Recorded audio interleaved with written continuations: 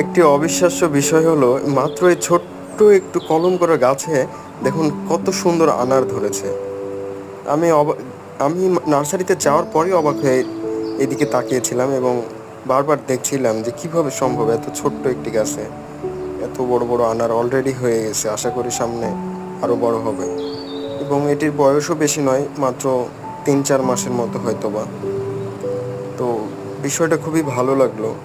এখানে কিছু ছিল মেক্সিকান, থাই আনার এবং গ্রানাডা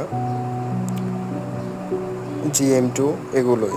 আর এই নার্সারিটি হচ্ছে রাজশাহীর আমচত্বর থেকে একটু সামনে আসলে দেখবেন এখানে প্রচুর গাছের সমারোহ, অসংখ্য গাছ,